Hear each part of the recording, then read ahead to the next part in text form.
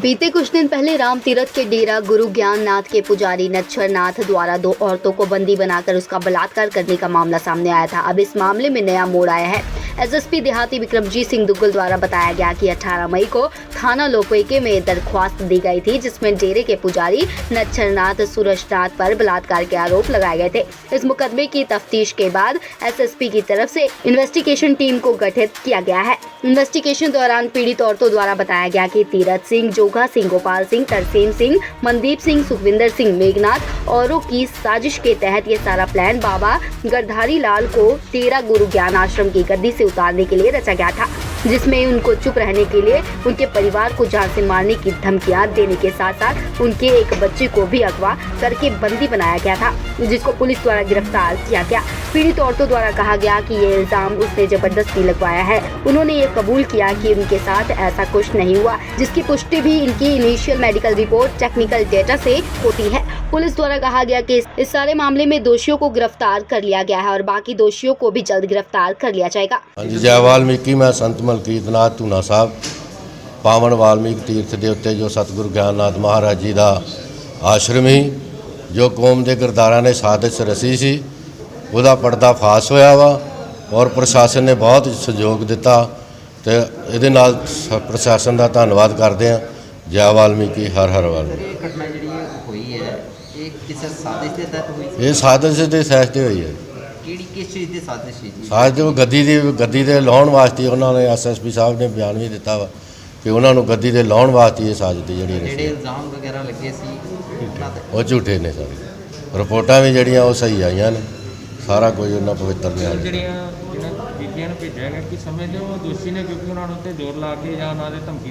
उन्होंने दसिया भी दब दबा के नाल ही उन्होंने जिहड़ा वो कीता होया है सारा कुछ, पैसे का कुछ लाज ले तो वास्ते 5-5 लाख रुपया उन्होंने देना कीता।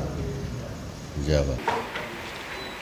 पंजाब राज SC कमीशन चंडीगढ़ के मैंबर श्री तरसेम सिंह जी सियालका वालों थाना लोपोके विच एक लिखती दरखास्त दी गई सी, जिस विच उन्होंने दसिया सी कि 2 औरतों नूं डेरा गुरु ज्ञाननाथ के पुजारी नछत्तर नाथ, सूरज नाथ, बाबा गिरधारी नाथ अते रविंदर नाथ ने डेरे विच बंदी बनाया है अते इन्हां चारां वल्लों उन्हां पीड़ित औरतां नाल बंदी बना के जबर जनाह किया जा रहा है। इस उपर कानूनी कार्रवाई करते हुए लोपोके पुलिस वालों ड्यूटी मजिस्ट्रेट श्री जगसीर सिंह जी की हाज़री विच इन्हां पीड़ित औरतां नूं रेस्क्यू करवाया गया सी अते इन्हां दे बयानां उपर दोषियों खिलाफ मुकदमा नंबर 104 अंडर सैक्शन 376, 346, 379, 506 ते 34 IPC के तहत थाना लोपोके विच FIR दर्ज हुई सी। इस मुकदमे की तफ्तीश लई जिला पुलिस वालों एक SIT स्पैशल इन्वेस्टिगेशन टीम भी तैयार की गई सी, जिस टीम के incharge Shrimati Amandeep Kaur SP headquarter, इन्हां दे नाल श्री गुरप्रताप सिंह सहोता DSP अटारी, SI हरपाल सिंह SHO लोपोके अते inspector Harjeet Kaur incharge crime against women नूं इस SIT का हिस्सा बनाया गया सी। इन्हां नूं ये जिम्मेवारी दी गई सी कि इस क्राइम की इन्वेस्टिगेशन की जाए। इन्वेस्टिगेशन दौरान कई तत्थ सामने आए। इन्वेस्टिगेशन करते हुए पुलिस नूं लॉ एंड ऑर्डर रिलेटिड भी कई इशूज़ का सामना करना पिया। जो तत्थ सामने आए वो टेक्निकल एविडेंस, साइंटिफिक एविडेंस, फिर जो पीड़ित औरतां ने 164 CRPC के तहत बयान दिते, मानयोग JMIC अजनाला ਸ਼੍ਰੀ ਸ਼ਿੰਕੂ ਕੁਮਾਰ ਜੀ ਦੀ ਕੋਰਟ ਵਿੱਚ ਜੋ ਬਿਆਨ ਦਿੱਤੇ ਤੇ ਜੋ ਮੈਡੀਕਲ ਰਿਪੋਰਟਾਂ ਆਈਆਂ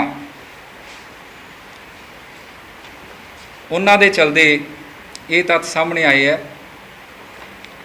ਕਿ ਪੀੜਿਤ ਔਰਤਾਂ ਨੂੰ ਜ਼ਬਰਦਸਤੀ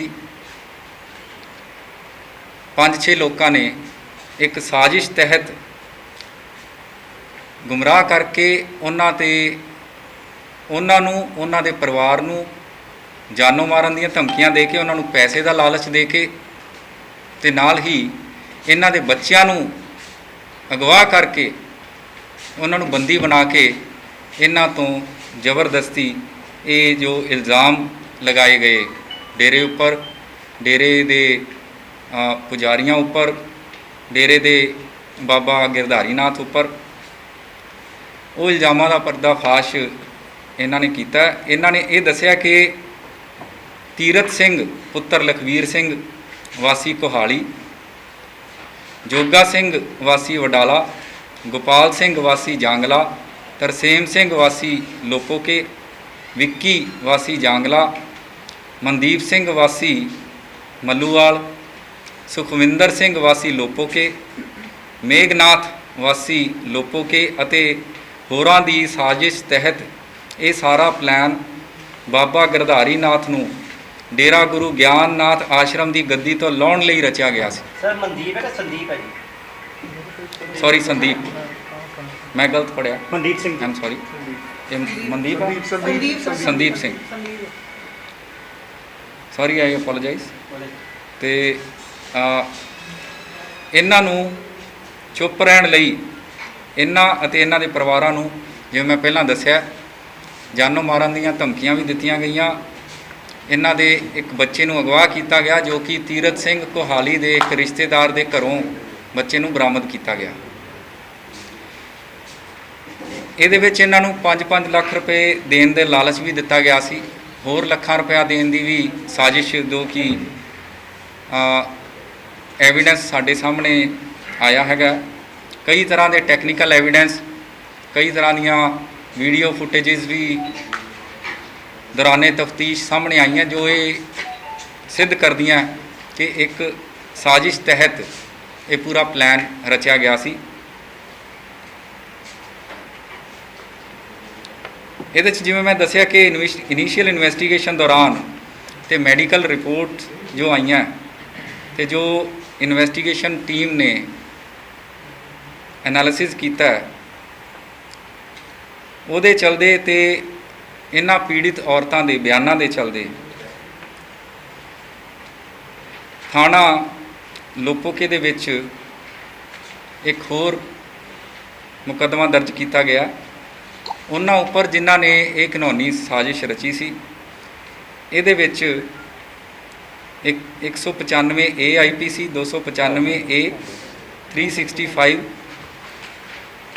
269 270 188 506 ਤੇ 120 B IPC, ਧਾਰਾ 51 ਡਿਜ਼ਾਸਟਰ ਮੈਨੇਜਮੈਂਟ ਐਕਟ, ਧਾਰਾ 3 ਐਪੀਡੈਮਿਕ ਡਿਜ਼ੀਜ਼ ਐਕਟ ਦੇ ਤਹਿਤ ਇਹ ਪਰਚਾ ਦਰਜ ਹੋਇਆ। ਇਹਦੇ 'ਚ 2 ਦੋਸ਼ੀ ਤੀਰਥ ਸਿੰਘ ਕੋਹਾਲੀ ਅਤੇ ਜੋਗਾ ਸਿੰਘ ਵਾਸੀ ਵਡਾਲਾ ਨੂੰ ਗ੍ਰਿਫਤਾਰ ਕਰ ਲਿਆ ਗਿਆ। ਬਾਕੀ ਜੋ ਇਹਦੇ ਵਿੱਚ ਦੋਸ਼ੀ ਹਨ ਉਹਨਾਂ ਦੀ ਗ੍ਰਿਫਤਾਰੀ ਵਾਸਤੇ ਵੀ ਇਨਵੈਸਟੀਗੇਸ਼ਨ ਟੀਮ ਆਪਣਾ ਕੰਮ ਕਰ ਰਹੀ ਹੈ ਜੀ। ਸਰ ਜਿਹੜਾ ਤਰਸੇਮ ਸਿੰਘ ਹੈ ਜੀ, ਇਹ ਤਰਸੇਮ ਸਿੰਘ ਸਿਆਲਕਾ ਹੈ? ਨਹੀਂ ਜੀ, ਇਹ ਅਲੱਗ ਹੈਗਾ। ਸਰ ਇਹਦੇ ਵਿੱਚ ਐਸਸੀ ਕਮਿਸ਼ਨ ਨੂੰ ਗੁੰਮਰਾਹ ਕੀਤਾ ਗਿਆ? ਦੇਖੋ, ਇਹਦੇ 'ਚ ਸਾਨੂੰ ਜੋ ਆਈ ਸੀ ਕੰਪਲੇਂਟ, ਉਸ ਕੰਪਲੇਂਟ ਦੇ ਤਹਿਤ ਅਸੀਂ ਮੁਕੱਦਮਾ ਦਰਜ ਕੀਤਾ ਸੀ। ਹੁਣ ਓਬਵੀਅਸਲੀ ਇਹ ਜੋ ਤੱਥ ਸਾਹਮਣੇ ਆਏ ਹੈ, ਇਹ ਤੋਂ ਸਾਫ਼ ਜ਼ਾਹਿਰ ਹੈ ਕਿ ਜੋ ਉਹ ਕੰਪਲੇਂਟ ਸੀ ਉਹ ਗੁੰਮਰਾਹ ਹੋ ਕੇ ਆਈ। ਸਰ ਇੱਕ ਚੀਜ਼ ਹੋ ਰਹੀ, ਜਿਹੜੇ ਬਾਬਾ ਜੀ ਐਸੇ ਅੰਦਰ ਨੇ ਉਹਨਾਂ ਨੂੰ ਛੱਡਣ ਦੇ ਬਾਰੇ ਕੀ ਅਜੇ? ਉਹਦਾ ਇੱਕ ਪ੍ਰੋਸੈਸ ਹੁੰਦਾ ਜੀ, ਉਹ ਪ੍ਰੋਸੈਸ ਫੋਲੋ ਕਰਕੇ ਉਹਦੀ ਕਾਰਵਾਈ ਪਾਈ ਜਾਊਗੀ। ਮਹਿਲਾਵਾਂ ਦੇ ਵਿਰੁੱਧ ਕੋਈ ਕਾਰਵਾਈ? ਹਾਂਜੀ, ਮਹਿਲਾਵਾਂ ਦੇ ਵਿਰੁੱਧ ਕੀ ਕਾਰਵਾਈ? ਉਹਨਾਂ ਨੇ ਸਾਨੂੰ ਕੰਪਲੇਂਟ ਦਿੱਤੀ ਹੈਗੀ ਹੈ ਕਿ ਕਿਸ ਤਰ੍ਹਾਂ ਉਹ ਪੀੜਤ ਸਨ, ਕਿਸ ਤਰ੍ਹਾਂ ਉਹਨਾਂ 'ਤੇ ਇਹ ਦਬਾਅ ਪਾਇਆ ਗਿਆ, ਉਹਦੇ ਚਲਦੇ ਮੁਕੱਦਮਾ ਦਰਜ ਹੋਇਆ। ਐਸਐਸਪੀ ਸਾਹਿਬ ਜਿਹੜਾ 376 ਵਾਲਾ ਪਰਚਾ ਕੈਂਸਲ ਹੋਏਗਾ? ਬਿਲਕੁਲ ਜੀ। ਇਹ ਬੱਚਾ ਕਿੱਥੋਂ ਰੈਸਕਿਊ ਕੀਤਾ ਜੀ? ਇਹ ਰੈਸਕਿਊ ਕੀਤਾ ਜੀ ਇਹਦੇ ਇੱਕ ਰਿਲੇਟਿਵ ਦੇ ਇਹਦੇ ਚ ਪਿੰਡ ਦਾ ਨਾਮ ਕੀ ਹੈਗਾ? ਮੁੱਦਲ। ਮੁੱਦਲ ਇਹ ਕਿੰਨੀ ਏਜ ਦਾ ਬੱਚਾ ਜੀ? ਛੋਟਾ ਬੱਚਾ ਜੀ, ਸਰ Minor ਹੈ ਜੀ। ਅਮੂਮਨ ਜਦੋਂ ਇਹੋ ਜਿਹੇ ਇਲਜ਼ਾਮ ਲੱਗਦੇ ਨੇ ਤਾਂ ਮੈਡੀਕਲ ਕਰਵਾਇਆ ਜਾਂਦਾ ਹੈ। ਮੈਡੀਕਲ 'ਚ ਕੀ ਪੁਸ਼ਟੀ ਹੋਈ ਸੀ ਕੋਈ ਇਸ ਤਰ੍ਹਾਂ? ਮੈਂ ਤੁਹਾਨੂੰ ਮੈਡੀਕਲ ਦੀ ਆਲਰੇਡੀ ਮੈਂ ਦੋ ਚੀਜ਼ਾਂ ਦੱਸਤੀਆਂ ਹੈਗੀਆਂ, ਦੋ ਵਾਰੀ ਮੈਂ ਦੱਸਿਆ ਹੈਗਾ ਮੈਡੀਕਲ ਬਾਰੇ। ਮੈਡੀਕਲ ਰਿਪੋਰਟ ਜੋ ਆਈ ਹੈ ਉਹਦੇ ਬੇਸਿਸ ਤੇ ਵੀ ਇਹ ਚੀਜ਼ਾਂ ਸਾਹਮਣੇ ਆਈਆਂ ਕਿ ਇਸ ਤਰ੍ਹਾਂ ਦੀ ਕੋਈ ਚੀਜ਼ ਨਹੀਂ ਹੋਈ। ਜੋ ਪ੍ਰੀਲਿਮਿਨਰੀ ਮੈਡੀਕਲ ਰਿਪੋਰਟਸ ਹੈਗੀਆਂ ਉਹਨਾਂ ਦੇ ਵਿੱਚ ਕਿਸੇ ਤਰ੍ਹਾਂ ਦੀ ਕੋਈ ਇੰਜਰੀ ਸਾਹਮਣੇ ਨਹੀਂ ਆਈ। अमृतसर से विशाल शर्मा की report, news online. Breaking news के लिए न्यूज ऑनलाइन के बेल आइकन को दबाएं।